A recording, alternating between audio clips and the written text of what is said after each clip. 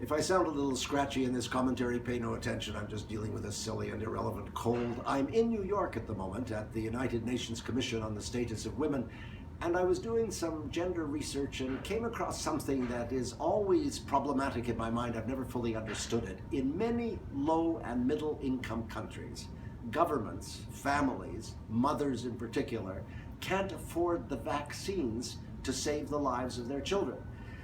6 million children under the age of 5 die every year unnecessarily from preventable diseases. And one of those diseases is pneumonia. And there is a vaccine for pneumonia. It's called Prevnar 13. And it's created by the pharmaceutical company Pfizer. And it can save the lives of up to 1 million children a year, but it costs too much. Now, that wonderful non-governmental organization, Doctors Without Borders, Médecins Sans Frontières, has said that they should charge $5 for a regimen of 3 shots of the vaccine to prevent pneumonia. You can get it for $10 for 3 shots if you get it through one of the international vaccine initiatives, or sometimes through UNICEF if you're a middle or low income country. But if you negotiate directly with Pfizer, then the prices shoot up.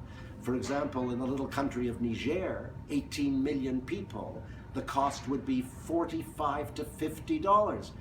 These are people who are living on less than $1 a day. How in God's name would they be able to afford it? But I have to say that people should recognize the profits that are being made by Pfizer out of these various vaccines. Prevnar 13 alone is estimated, on the basis of a projection by the Wall Street Journal, to bring in revenues of $6.75 billion by the year 2018. Imagine the profit margins. They make more money from Prevnar than they do from Lipitor, the cholesterol drug, or Viagra. You would think, therefore, that they could bring the prices down to meet the request of Doctors Without Borders and save those lives. But they won't. I don't expect a moral conscience from Pfizer, but I do expect something called corporate social responsibility. I don't understand. 1 million children's lives.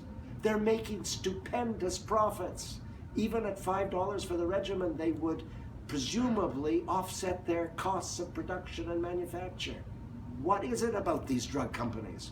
Why is it that in the struggle between dollars and lives, children's lives, the children always lose? That was last week. I'm Stephen Lewis.